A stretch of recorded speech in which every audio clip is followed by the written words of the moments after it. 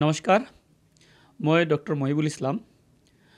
মই এজাইল হস্পিটেলৰ CMD হওঁ। আজি বিশ্ব কেঞ্চাৰ প্ৰিভেনশ্যন দিৱস উপলক্ষে দুটামান কথা আপোনালোকৰ লগত শ্বেয়াৰ কৰিম বুলি আহিছোঁ। মই GI গেষ্ট্ৰইণ্টেষ্টিনেল কেঞ্চাৰৰ ট্ৰিটমেণ্ট কৰোঁ। বেচিকেলি কিছুমান খাদ্য নাইবা কিছুমান যেনেকৈ ফুড হেবিট হওক নাইবা লাইফষ্টাইলৰ পৰাই হয় কিছুমান বস্তু কেঞ্চাৰ হোৱাৰ সম্ভাৱনাটো অধিক থাকে। যেনেকৈ খাদ্যনলীৰ কেঞ্চাৰ বুলি ক'লে আমি কেইটামান বৃহৎভাৱে ভগাব পাৰোঁ। এটা হ'ল ইছ'ফেগাছ খাদ্যনলীৰ কেঞ্চাৰ, পাকস্থলীৰ কেঞ্চাৰ, ডিঅ'ডেনামৰ কেঞ্চাৰ, গলব্লাডাৰৰ কেঞ্চাৰ, লিভাৰৰ কেঞ্চাৰ, পেংক্ৰিয়াছৰ কেঞ্চাৰ নাইবা কলনৰ কেঞ্চাৰ।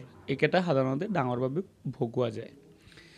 যদি মূলতে ভাবা যায় যে খাদ্যনলীৰ কেঞ্চাৰ যেনেকৈ ইছ'ফেগাছৰ কেঞ্চাৰটো কি কাৰণত হ'ব পাৰে।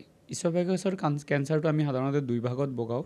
এটা হ'ল আপোনাৰ স্কোৱামাছ চেল কেঞ্চাৰ আৰু এটা হ'ল এডিনোকাৰ্চিনোমা। এডিনোকাৰ্চিনোমা যেনেকৈ আপোনাৰ গেষ্ট্ৰইণ্টেষ্টিনেল ৰিফ্লাক্স ডিজিজ হ'লে বেছিকৈ হ'ব পাৰে, চিগাৰেট স্মকিঙৰ কাৰণে বেছিকৈ হ'ব পাৰে, নাইবা আপোনাৰ এলকহল কনজাম্পশ্যন কৰিলে হ'ব পাৰে, নাইবা কিছুমান অত্যাধিক গৰম নাইবা অত্যাধিক ঠাণ্ডা খাদ্য যদি খাই দিয়ে তেতিয়াহ'লেও বহুত সময়ত ইনজুৰি হয়। এনেকুৱা ইনজুৰিৰ পৰা সাধাৰণতে ইছ'ফেগাছ কেঞ্চাৰ হ'ব পাৰে।